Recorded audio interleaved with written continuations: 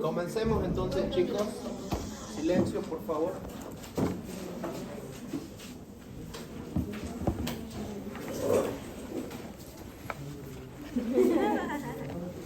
Saludos para los seguidores de YouTube. El canal que no monetiza. Así pasó el juego.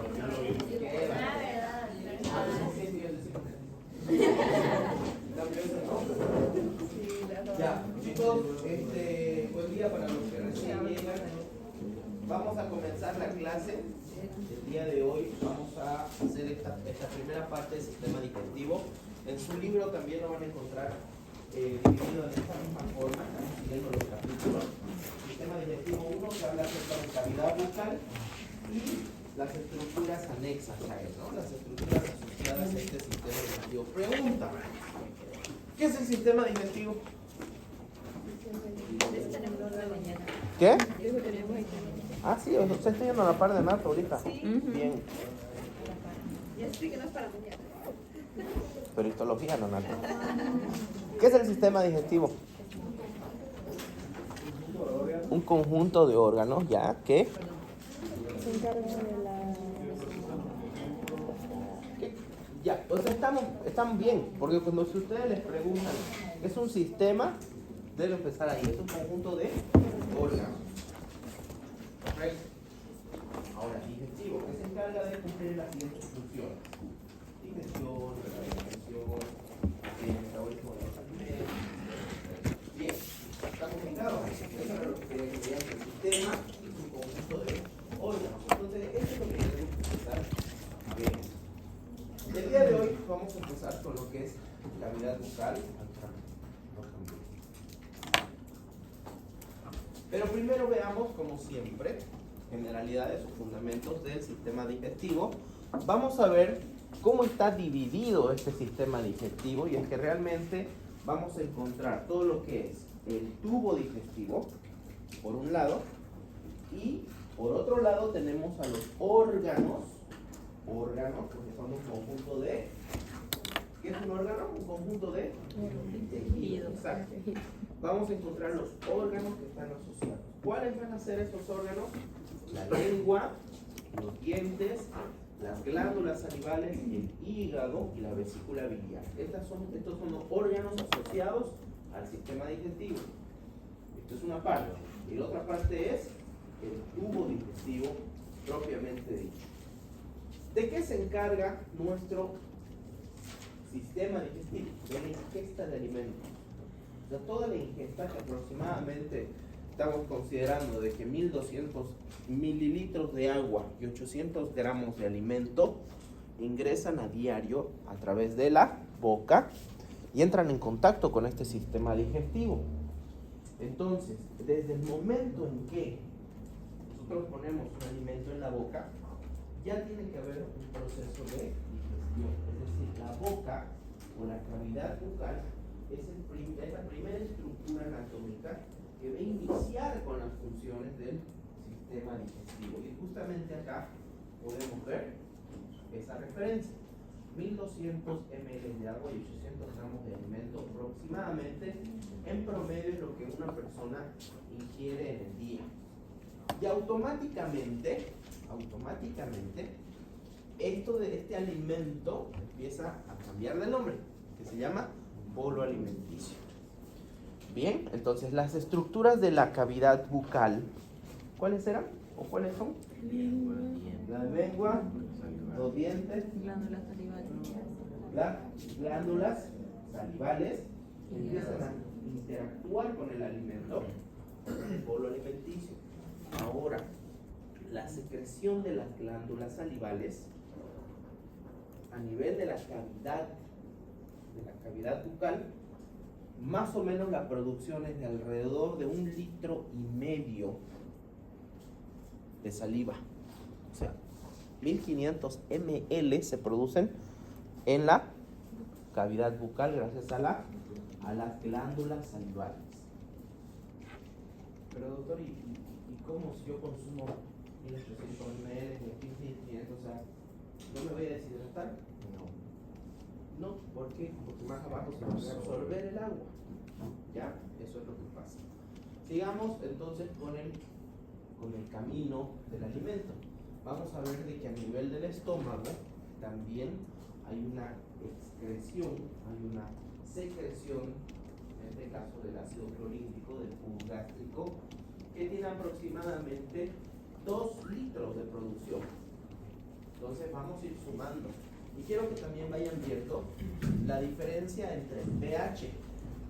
El pH de la saliva está aproximadamente en 7, ese es un pH neutro. El pH del jugo gástrico aproximadamente entre 1 y 3, entre 1.5 dice acá. 1.5 y 3, ya ese más o menos es el pH. ¿Qué es el pH? El pH es, hay dos formas de verlo. Uno es el potencial de hidrogeniones, es la cantidad de hidrogeniones, de bases negativas que hay en una sustancia. Y la otra es responder el pH, es una escala que define el grado de acidez o alcalinidad de una sustancia. El valor mínimo es 1, no es 0, y el valor máximo es 14, siendo 7 el punto medio, el equilibrio, ya el neutro. Entonces, cuando más me acerco al 1, más ácido; cuando más me acerco al 14, más básico o más alcalino, ya que es lo contrario, lo opuesto a la acidez. El jugo gástrico lo tengo entre 1, 1.5 y 3 de pH, de grado de acidez, o sea, es muy ácido. El bicarbonato, por ejemplo, el bicarbonato es alcalino, lo tengo más o menos entre 8.5, 9 pH, o sea, es un básico. Ya si yo junto un ácido con un básico, lo que hago es neutralizar la sustancia, ¿sí?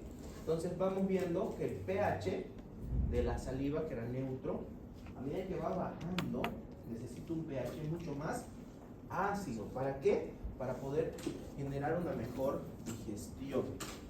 Pero esa mucosa gástrica, que vamos a ver luego, es resistente a ese ácido. Por eso se produce a este nivel. Pero después va a pasar a un intestino delgado ese alimento y tiene que un poquito subir el pH, o sea, volverse un poco más alcalino gracias a la acción de la bilis. La bilis está en 7.88 su pH, se va a mezclar con ese ácido y obviamente tengo que bajar el grado de acidez, ¿no? Porque estas estructuras ya no están preparadas como para aguantar un pH de 1, 2, 3. Y así va ocurriendo a medida que vamos bajando. Vamos a ver que el páncreas también secreta sus jugos pancreáticos en un pH de 6 a 8, que eso igual me va a alcalinizar un poco más. Y en el intestino delgado hay una gran absorción. Aproximadamente se absorben 8.500 mililitros día en el intestino delgado. O sea, es un gran absorbedor de sustancias. Más abajo tengo el intestino grueso, que solamente absorbe 400 ml, o sea, muy poquito. Casi no absorbe nada el intestino grueso.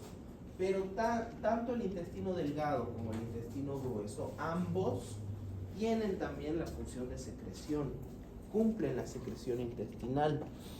Y entre los dos aproximadamente logran secretar 1500 ml día. ¿De acuerdo?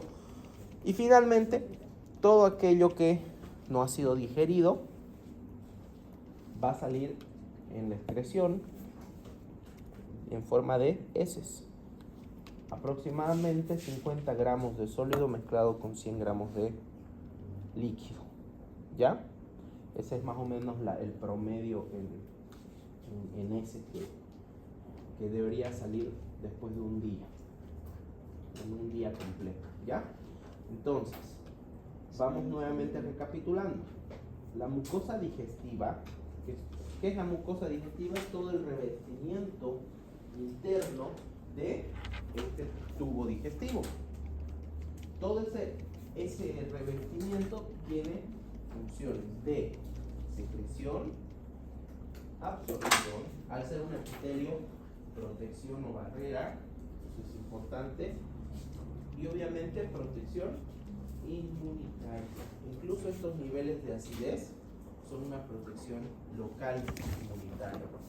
Acá a este nivel debería destruirse todas las bacterias porque la cavidad oral, la cavidad bucal, es uno de los sitios más contaminados de nuestro organismo. ¿Ya? Entonces realmente un foco de infecciones grandes es la cavidad oral. Así que antes de estar prendiéndose con cualquiera, ya saben, ¿no? No se pasen bacterias así. Por eso es importante que nosotros podamos tener este medio de defensa, que es nuestra mucosa intestinal o la mucosa digestiva. Bien, entonces entremos de lleno a lo que es la cavidad bucal. ¿De acuerdo? La cavidad bucal se va a dividir principalmente en el vestíbulo. ¿Qué es el vestíbulo? El vestíbulo es toda la parte que está por delante de los dientes y por detrás de los labios. Esa parte de aquí es el vestíbulo. Hagan así. Y cierran los dientes así. Hagan así. Esta parte de acá adentro, estamos viendo acá, con los dientecitos cerrados. Esto es el vestíbulo, entre las mejillas, los labios y los dientes. A eso es lo que llamamos vestíbulo. Y también vamos a tener la cavidad bucal propiamente dicha, que es todo aquello que está detrás de los dientes. Hacia arriba tiene el paladar, tanto el paladar duro, que es la parte de adelante, y el paladar blando, que es la parte posterior. Hacia abajo, el piso de la cavidad bucal, que está formado por la lengua, el piso de la boca, y hacia atrás vamos a limitar con la bucofaringe. ¿De acuerdo? Esas son las estructuras entonces que están delimitando la cavidad bucal. Propiamente dicha, nuevamente repito, ¿por qué? Porque la cavidad bucal en general es vestíbulo más cavidad bucal. Y se divide en vestíbulo y cavidad bucal propiamente dicha. Esa es la forma en como la vamos a llamar, ¿ya? Veamos que también como un accesorio, un acompañante de esta cavidad bucal van a ser las glándulas salivales, que las glándulas salivales las vamos a tener de dos tipos de clasificación, mayores y menores. ¿Cuáles son las mayores? La parótida, submandibular y sublingual. ¿Ya? La sublingual. ¿Y las menores cuáles van a ser? La bucal, labial, lingual y palatina. ¿De acuerdo? Esas son las glándulas salivales menores. También vamos a tener una estructura o unas estructuras que son consideradas parte del sistema inmunológico, y estos son las famosísimas amígdalas. Son centros germinativos donde ocurre la defensa de esta cavidad bucal. Entonces, estas amígdalas en sí vamos a encontrar de cuatro tipos. Las palatinas, que están a cada lado de la bucofaringe. A cada lado de la bucofaringe, acá las puedo encontrar. Las palatinas, estas amarillas de acá. Vamos a encontrar las tubáricas, que son estas de acá arriba, las azules, que estas se encuentran en las paredes laterales de la nasofaringe.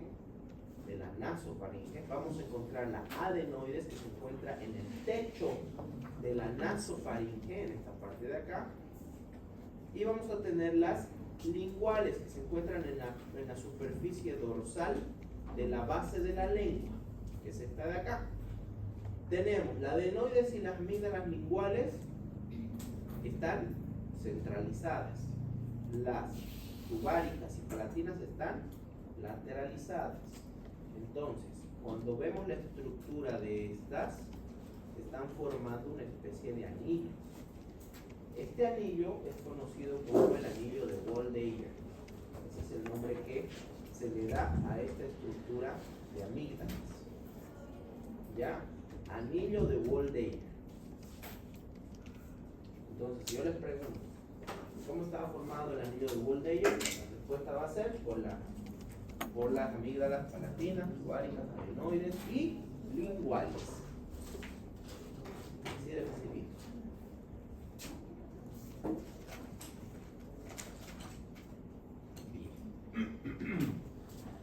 Seguimos hablando entonces de cavidad bucal. Ay, no tiene nada. Ya. Cavidad bucal. Seguimos hablando de la cavidad bucal.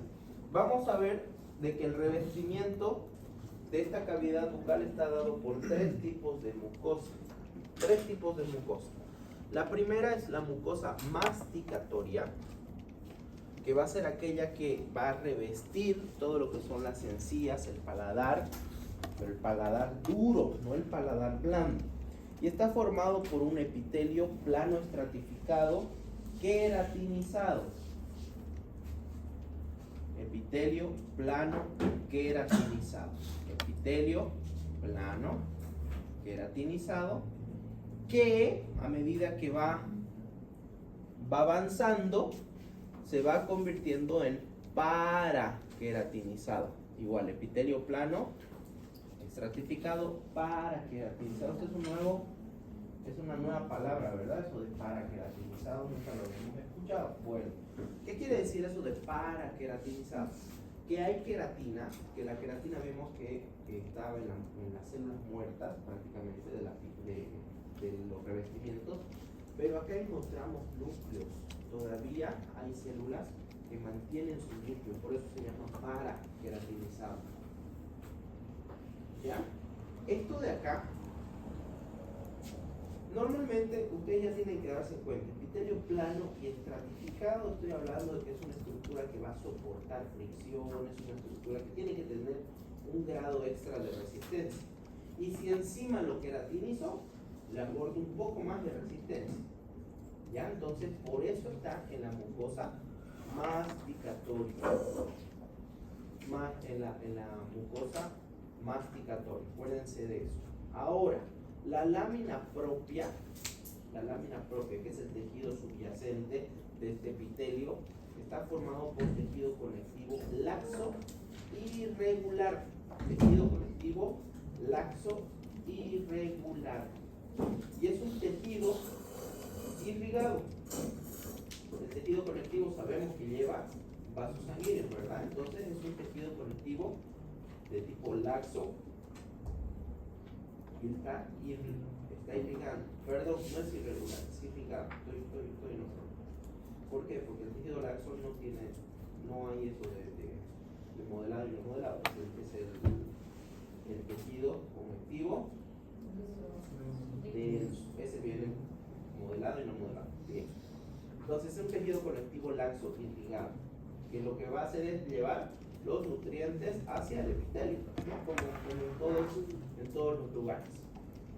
¿Cuál es la otra mucosa que va a estar revistiendo la cavidad bucal? Es la mucosa de revestimiento, igual propiamente dicho, que está formada por músculo estriado.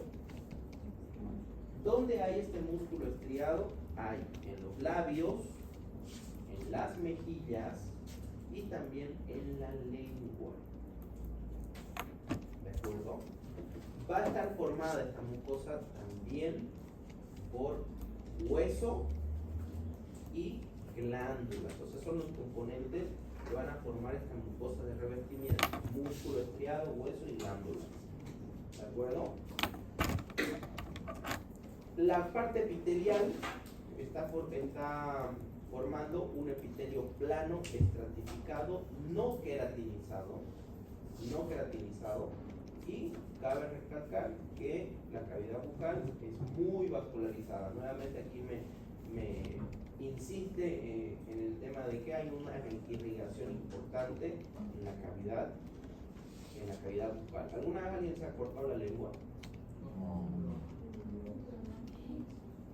¿Sangraba poco o mucho, Fabio?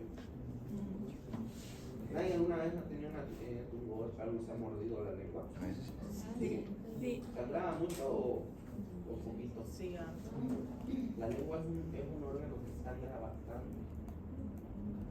Sí, justamente por eso, porque está muy irritado. Recuérdense que es músculo, ¿no? O sea, es músculo y tiene vasosensibilidad. Finalmente, la mucosa especializada que vamos a encontrar revistiendo la cavidad bucal es la mucosa especializada. Es aquella que nos va a ayudar a el sentido del gusto.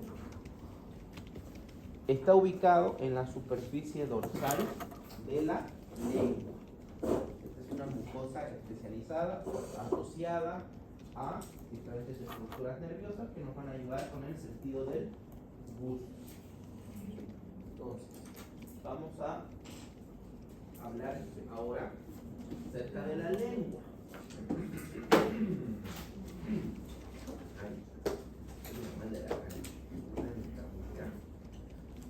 La lengua, ya dijimos que es un órgano muscular. ¿Qué tipo de músculo? Estriado, porque tiene movimiento voluntario, ¿verdad? Es muy flexible. Por sus características también dicen que tiene una precisión grande en sus movimientos. Esos movimientos que tiene la lengua le ayudan a cumplir las funciones de deglución, digestión y el habla. Para que ustedes puedan comunicarse, la lengua tiene que tener movimiento preciso. Para fonar necesitamos que sea flexible para poder modelarla. ¿De acuerdo? Esta superficie dorsal de la lengua, vamos a encontrar una depresión en B. Es esta parte de acá que les estoy mostrando. Esta depresión en B es el vértice de la lengua, que lo que va a hacer es formar esta estructura de acá que se llama foramen ciego. El foramen ciego va a estar cubierta, esta superficie dorsal, por papilas linguales y botones linguales, que son parte de la mucosa especializada. Entonces, vamos a ver cuáles son esas papilas linguales, que hay de 4 tipos, las papilas linguales. El primer tipo son las filiformes, son las más abundantes, pero también son las más pequeñas. Y son proyecciones de tejido conectivo, no epitelio, es tejido conectivo en forma cónica. Ahorita vamos a ver, aquí estamos viendo, ¿verdad? Es una proyección de tejido conectivo. Tienen una forma cónica, parecen un conito, ¿verdad? Tienen forma cónica y sí está revestido, obviamente, porque está en contacto con la luz. Está revestido por tejido epitelial plano estratificado, muy queratinizado, pero sin botones. ¿Recuerdan que les dije que hay papilas y botones linguales? Las filiformes no tienen botones. No vamos a encontrar botones aquí. Ahorita vamos a ver qué son los botones, ¿ya? Vamos a ver las fungiformes. Fungi. Este nombre de fungi se le otorga el hongo. Ya tiene forma de un hongo. Son las más abundantes cerca de la punta de la lengua. Aquí están las fungiformes. Miren cómo viene esto y hace como una especie de honguito. Esta de aquí es una papila fungiforme. Miren. Estas papilas fungiformes están revestidas por un epitelio plano estratificado y sí tienen botones. ¿Cuáles son las papilas caliciformes? En total, en toda la lengua, tenemos aproximadamente entre 8 y 12 papilas caliciformes. No hay más. No hay más. Son estas que estamos viendo acá. ¿Ya? Esta es la papila caliciforme. La papila caliciforme es una papila muy grande y tiene la forma de una cúpula. Y está rodeada por un surco, que es este surco de acá, es un surco profundo. Este surco profundo y todo lo que es la papila está revestido por un epitelio igual, plano, estratificado, con botones.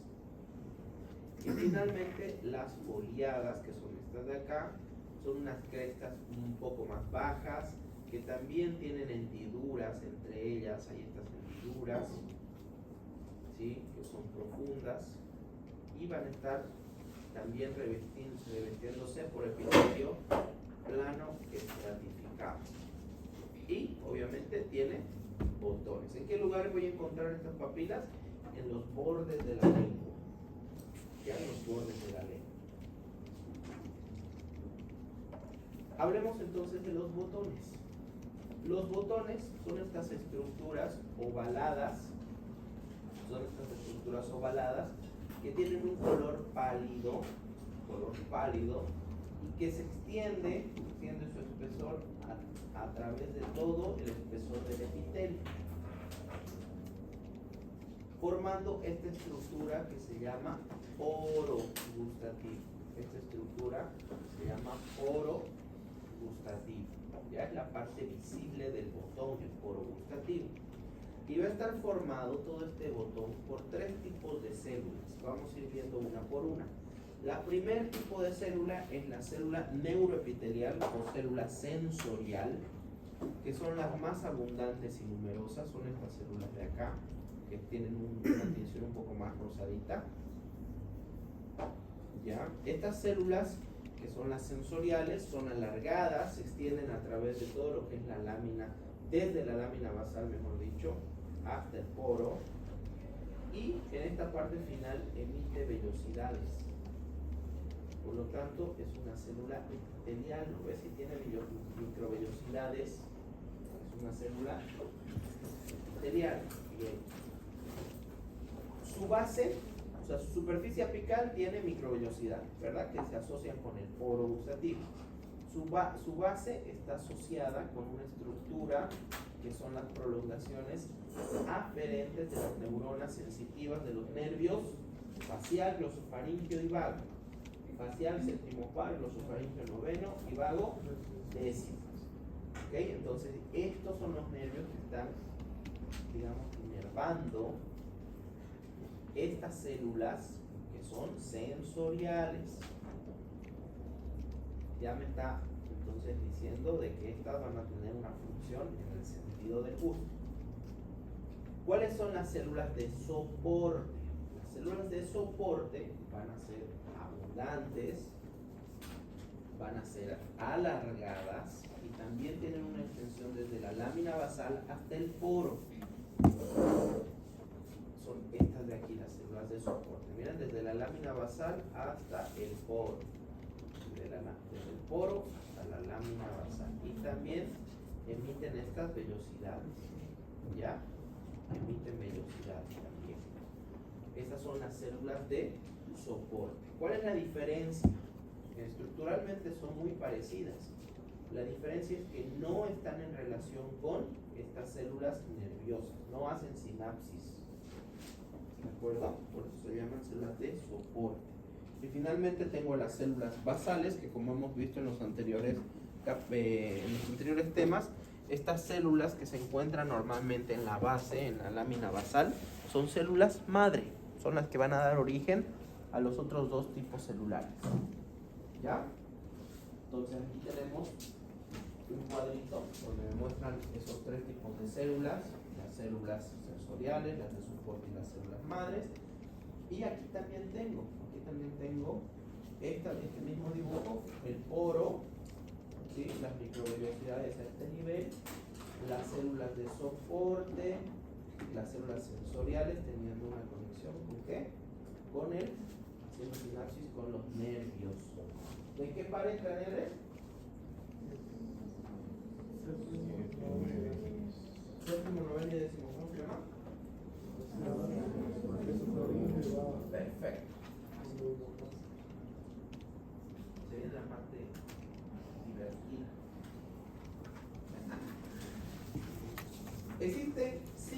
tipos de sabores que se ha determinado como los sabores que todos debemos sentir.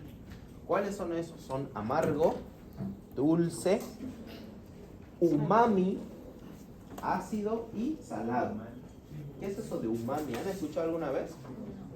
El sabor umami es el sabor sabroso que dicen. Así se llama. Ya el umami es un sabor que lo describen como el sabroso. No sé, pero bueno, nunca he probado el umami yo, según yo.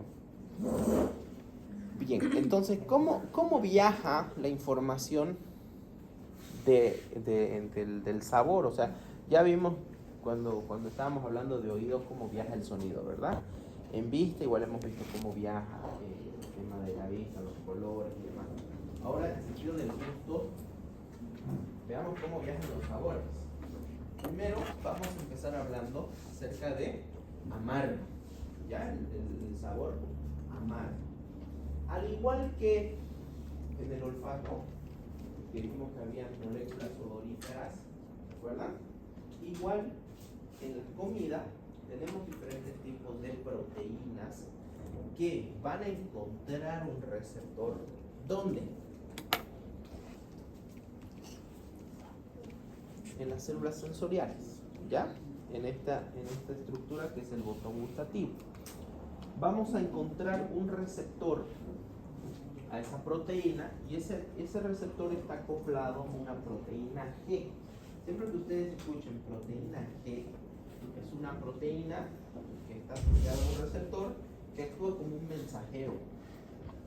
¿Ya? O sea, cuando se estimula esa proteína que está dentro de la célula se mueve y manda señales para promover algo. En este caso esta proteína G lo que hace es aumentar la producción de inositol trifosfato, el IP3, inositol trifosfato. Ya lo hemos escuchado antes, el inositol trifosfato. Prácticamente ustedes se van a dar cuenta de que estos nombres ya les deberían ser familiares. ¿Qué es lo que hace el inositol trifosfato? Facilita la abertura de canales de sodio y automáticamente cuando se facilita la abertura de canales de sodio se abren canales por voltaje de calcio, ¿ya? Entonces se abren los canales de sodio, se abren los canales de calcio y eso va a generar una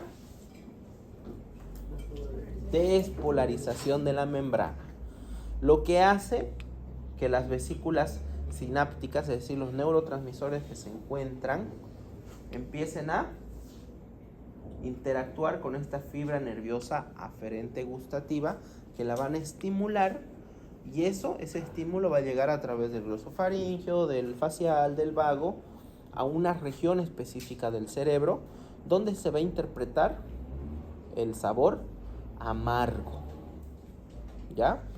Y ustedes van a poner la cara de... Imagínense un limoncito ahorita.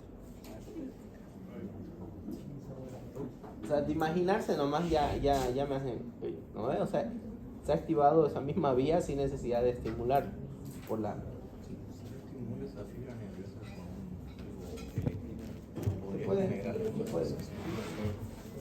Se puede. Facilito, ¿no? Receptor. ¿Cuál es el receptor? El T2R. T2R3. Este es el receptor que actúa. T2R. ¿Ya? Ahora, el sabor dulce y el sabor umami son muy parecidos ambos. ¿Cuál es la diferencia entre el amargo y el dulce con el umami? El receptor simplemente. ¿Cuál es la vía? Es la misma. Entra en contacto con su receptor T1R2, T1R3, T1R1, T1R3, que son para el umami. Entra en contacto. Aquí fíjense, es un solo receptor. Y acá son dos receptores que forman el receptor, ¿sí? Cada uno de ellos con su estructura molecular que tiene su sigla. Cuando entra en contacto el sabor dulce con el sabor umami, activan exactamente la misma cascada de inositol trifosfato entra sodio, entra calcio, hay una despolarización, se activa el potencial de acción y se liberan las vesículas sinápticas que estimulan esta fibra nerviosa aferente gustativa. Así de sencillo. ¿Ya? No hay más. ¿Qué pasa con el sabor ácido? Ok, el sabor ácido, en las sustancias ácidas tenemos una gran cantidad de hidrogeniones.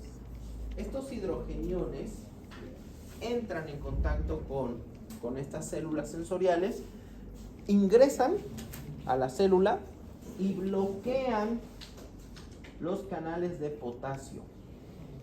Bloquean los canales de potasio. Lo que va a favorecer, ¿qué? También una despolarización. Estoy evitando de que el potasio empiece a escapar y estoy aumentando cargas positivas. Y eso, a su vez, miren, va a hacer que entre también calcio. Pues estos dependen de hidrogeniones. Estos dependían de la entrada de sodio y calcio. Acá, hidrogeniones. Esos hidrogeniones aumentan, despolarizan las membranas, va a hacer exactamente lo mismo. Vesículas sinápticas se liberan y entran en interacción con una fibra gustativa. ¿Ya? Y finalmente el salado. ¿Qué hay en la sal? Cloruro de sodio. Es aquí el sodio el que va a entrar en contacto acá afuera con estos receptores. Va a entrar el sodio y va a llamar ¿a quién? A su amigo el calcio. Cuando entra esto hay una despolarización, se liberan las vesículas sinápticas y eso genera un estímulo en el nervio o la fibra nerviosa aferente gustativa. Y de esta forma se siente el sabor salado. Entonces, amargo, receptor. Dulce y umami, receptores. Ácido, hidrogenión. Salado, sodio. Esos son los estímulos para poder activar cada una de estas vías sensoriales. ¿Ya? ¿De acuerdo? Después todo esto de acá abajo es facilito. ¿De dónde aparece el calcio del ácido y el salado? ¿De dónde aparece? ¿De dónde sale? Ajá, el calcio. ¿De dónde sale el calcio?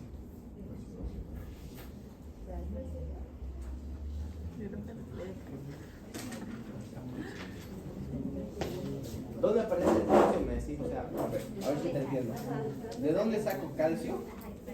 Ya, el calcio pues está presente en la misma saliva, en los alimentos. Y entonces es lo que lo llama. Pero acá no te olvides de que esto, que hay células, ¿no? Pues las mismas células, mirá cómo tienen sus depósitos de calcio. ¿Dónde se deposita el calcio en las células? En el retículo endoplasmático. ¿Listo? ¿Lo ves? Ahí tengo también receptores de calcio. No te olvides que estas células acá abajo tienen su lámina, la lámina propia, irrigada. Por esa irrigación llega también sustancias, ¿no? Llega calcio, llega potasio, llega de todo, ¿no? ¿Sí? Bien. Siguiente estructura de la cavidad.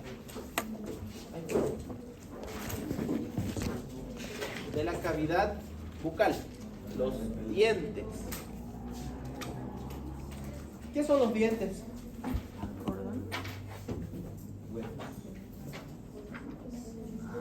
Tu respuesta ya podría ser, ¿qué es el hueso? Pero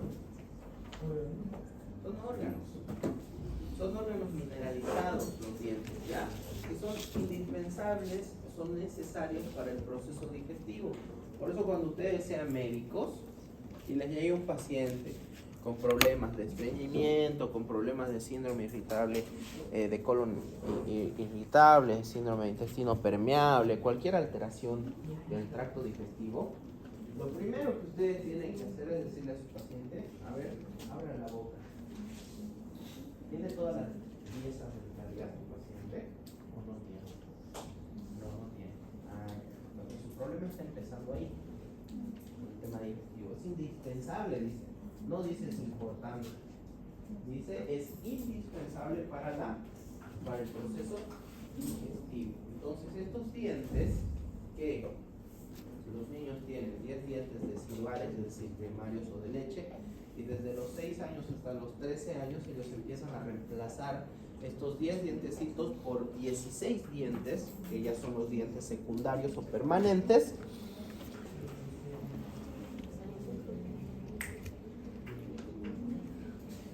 ¿Ya?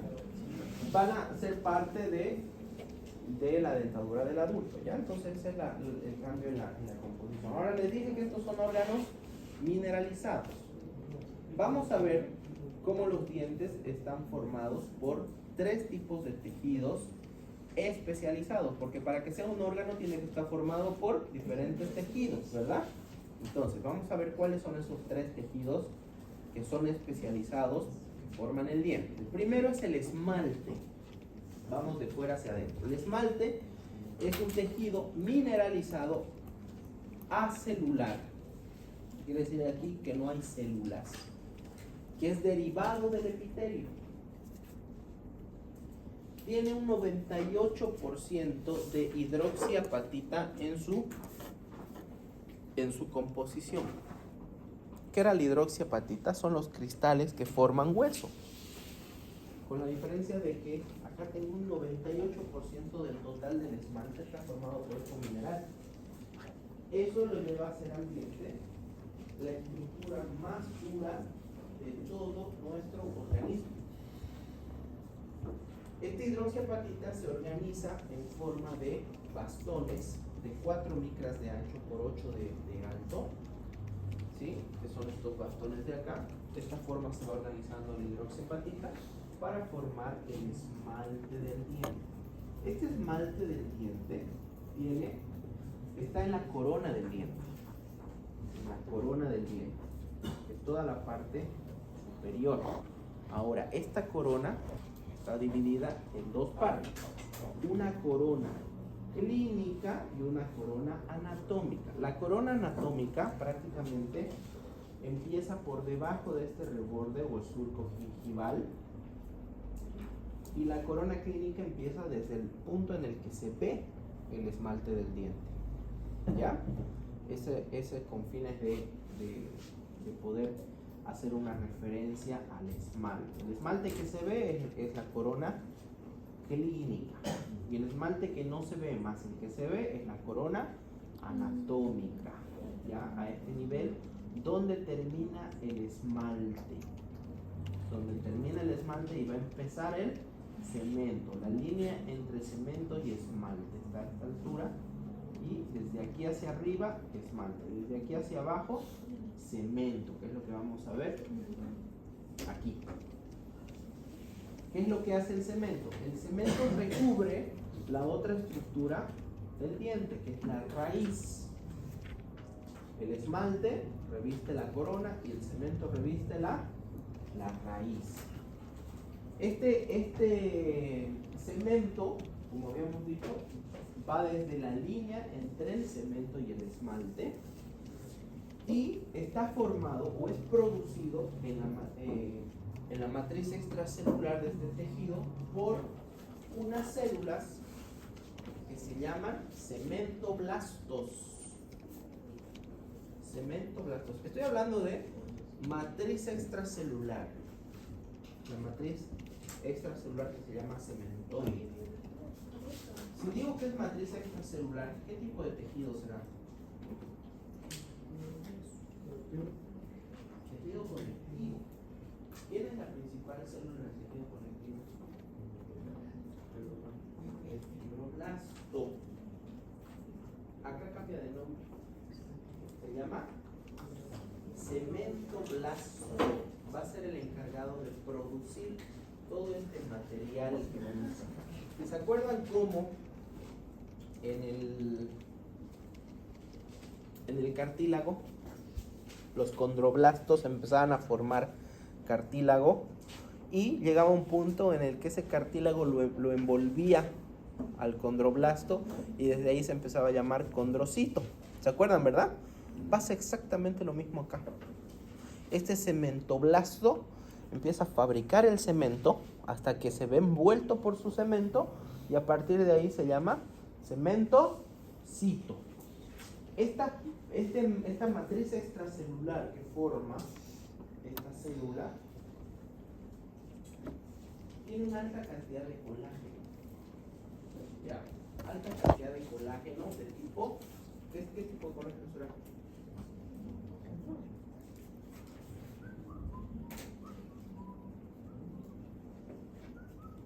¿Qué colágeno es el más resistente? Colágeno tipo 1. ¿Ya? Hay también colágeno tipo 3, tipo 4, diferentes. Siempre hay diferentes colágenos, ¿no? Pero mayor cantidad de colágeno 1 como un dato adicional que les doy. Ahora, estas fibras de colágeno, miren cómo aquí el cemento hay una especie de líneas acá, en esta estructura que se llama el periodonto.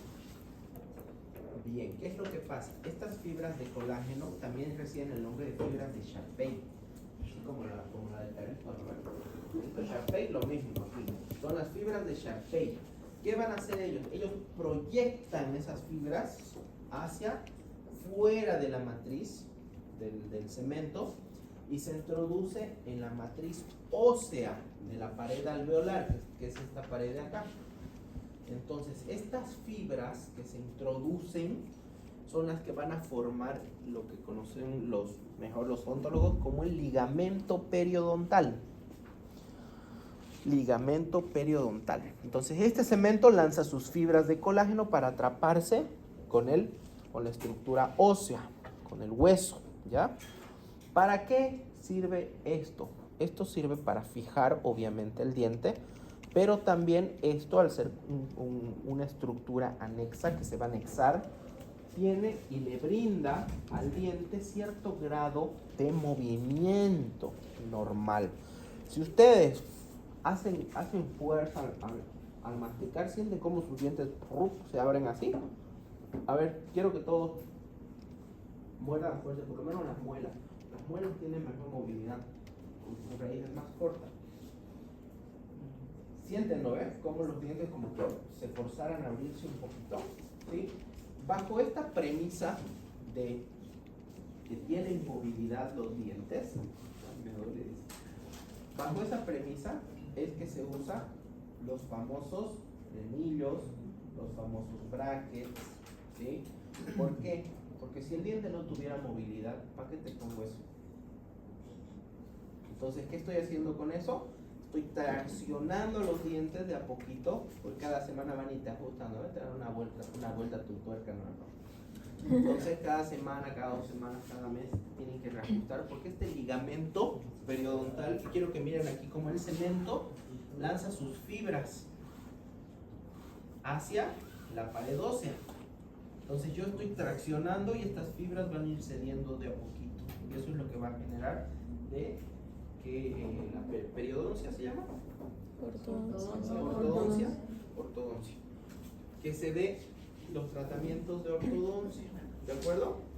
Que justamente utilizando estas fibras del ligamento periodontal. ¿Sí? ¿Qué otra estructura tengo? Voy a tener a la dentina. La dentina es toda esta estructura un poquito más beige que estoy viendo acá adentro, ¿sí? Que la mayor parte de la sustancia del diente, que está por debajo del esmalte en la corona y por debajo del cemento en la raíz. ¿Qué tiene en su estructura? También tiene minerales, hidroxiapatita, pero en un 70% de su composición, a diferencia del esmalte que lo tenía en un 98%. Dentro de esto voy a encontrar a la pulpa, esta parte de acá que es la cavidad pulpar o la pulpa, que es una zona muy irrigada, es una zona muy inervada, que va a tener un compartimiento de tejido conectivo que está limitado justamente por la dentina y ocupado por una pulpa central o la pulpa dental, también ese es el nombre correcto, ¿ya? La pulpa está formada por tejido conectivo y al ser un tejido conectivo tiene la capacidad de ser muy vascularizado y también muy inervado. Y el diente también se le van a asociar otros tejidos que son los tejidos de soporte, tanto el hueso alveolar, que es el que estamos viendo acá, el periodonto, que es este espacio formado por las fibras de Sharpey, ya el tejido conectivo fibroso, que va a unir al diente, al cemento, con el hueso alveolar, ¿verdad? Que tiene la función de adhesión, de soporte, de remodelamiento. Y también la mucosa gingival, toda la mucosa de la encía alrededor del cuello del diente, en esta parte de acá. ¿Ya? Son estructuras anexas a los dientes. Y finalmente, ¿qué hora tenemos? Me parece 20 casi. 10 y 20. Ah, ya estamos acabando. Vamos a hablar de las glándulas salivales. Es la última estructura asociada a la cavidad bucal. Glándulas salivales. Cuando hablamos de glándulas salivales tenemos que hablar de la cialona. ¿Qué es la cialona? Es la unidad básica secretora de la glándula salival. Cialona, unidad básica secretora de la glándula salival. Eso es una cialona. Esto es una cialona. Miren, esto es una cialona. Esta imagen de acá, esto es una cialona. Esta cialona está formada por el acino, que es la parte secretora de la cialona, y por los conductos o el conducto, que es la parte que va a llevar la secreción. ¿De acuerdo? Ahora, vamos viendo el acino, que es la producción secretora, de acuerdo al tipo de células que tenga, puede ser de tres tipos. Un acino seroso, acino mucoso y acino mixto. Con fines didácticos, en esta imagen, la serosa es de color rojo, mucosa es amarilla. ¿Ya? Serosa es roja, mucosa amarilla. Ya habíamos visto cuando llevamos epitelio esta diferencia entre cuáles son mucosas y cuáles son serosas. Las serosas habíamos dicho que tienen una coloración más intensa cuando se utiliza hematoxilina eosina. La serosa habíamos dicho que tiene un núcleo centralizado, redondito, bonito. La mucosa habíamos dicho que su núcleo está lateralizado, ¿verdad? En la superficie. Habíamos dicho también de que la mucosa tiene menos coloración también, ¿verdad? Entonces esa es la diferencia visual entre unas y otras. Pero la diferencia en realidad está en su producción. La serosa, ¿qué produce una célula serosa o una célula del acino seroso? Produce proteínas. ¿Ya? Proteínas. ¿Y qué son las proteínas? Son la unión de aminoácidos, ¿se acuerdan? ¿Y cómo formo aminoácidos?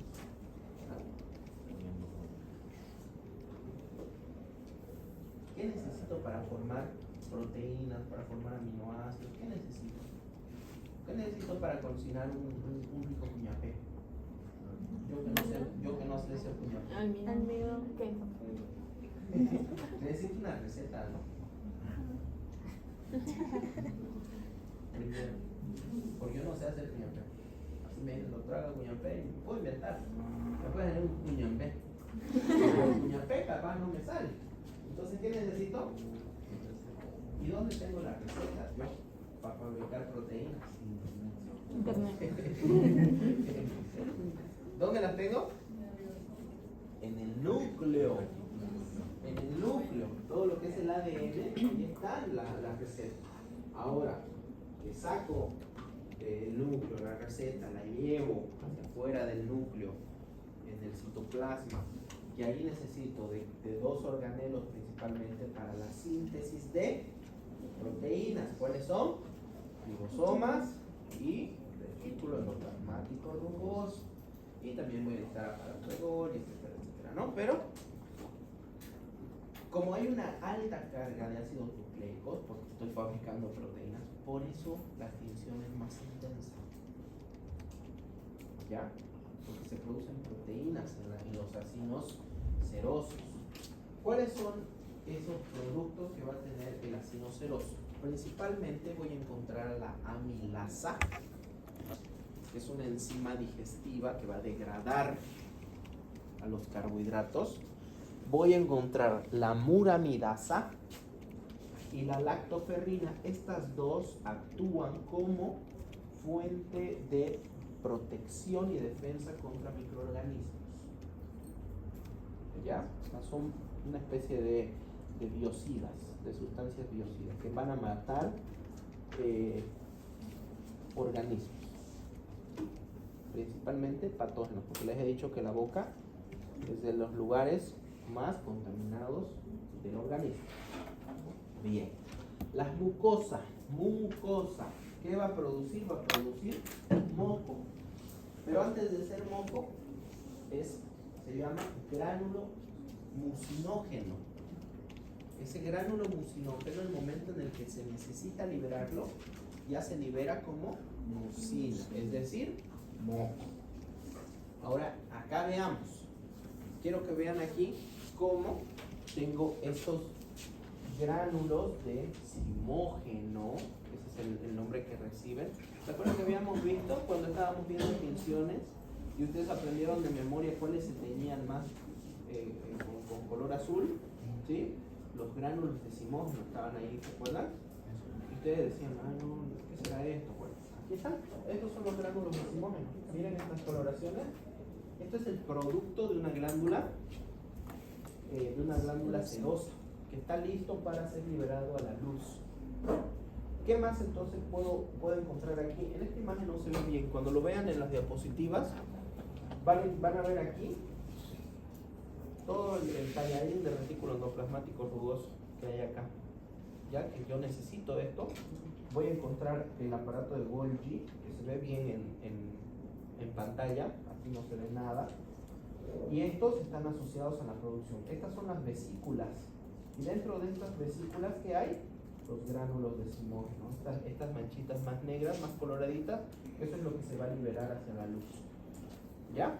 Las vesículas. ¿Se acuerdan de las vesículas? ¿No? Que transportan dentro de la célula.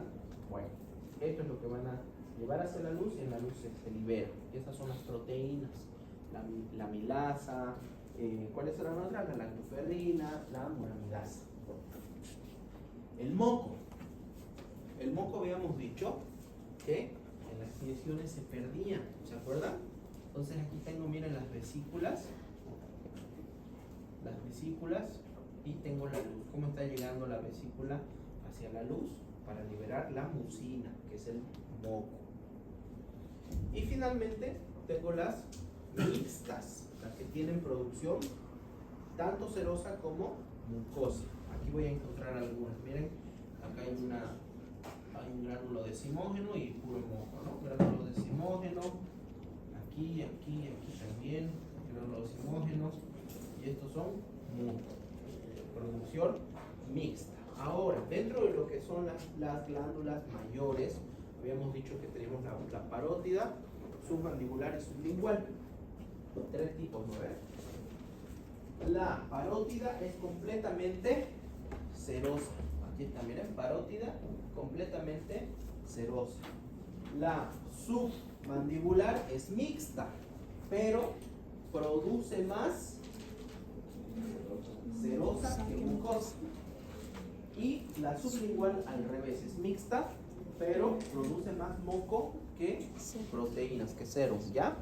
Entonces, esa es la diferencia entre la producción de las glándulas. Otra comparación que se puede hacer es justamente la que le voy a dar gracias a estos conductos que van a llevar esa secreción. En la parótida, así como en la sublingual, tenemos prácticamente el mismo largo de un conducto intercalado. Este conducto intercalado está formado por un epitelio plano, un epitelio simple cúbico. En menor proporción lo va a tener la submandibular. El siguiente conducto, que es el estriado, está formado va desde cúbico hasta cilíndrico. Ya se convierte en cilíndrico. El que mayor proporción tiene de conducto estriado es la submandibular, miren, y el que menos es la sublingual. La parótida tiene una cantidad intermedia. Y finalmente el conducto excretor está formado por un epitelio cúbico estratificado. Hay algunos libros que dicen que es pseudoestratificado, pero acá lo podemos ver que es estratificado. Vamos a ver que la sublingual es el que mayor proporción tiene de este conducto salival, a diferencia de la parótida y la submandibular, ¿ya? ¿Qué hacen estos conductos? Estos conductos tienen una función que es la de secreción o la de reabsorción. El conducto intercalado secreta bicarbonato y absorbe cloro de la producción del acino. El conducto estriado, que es esta parte de acá, el conducto estriado reabsorbe sodio y secreta potasio. Y además de potasio secreta bicarbonato. Y finalmente el conducto excretor simplemente es el que va a desembocar en la cavidad bucal. Así de sencillo. Entonces estos dos son muy importantes. ¿De acuerdo? Bien. ¿Qué más les iba a decir de acá? A ver.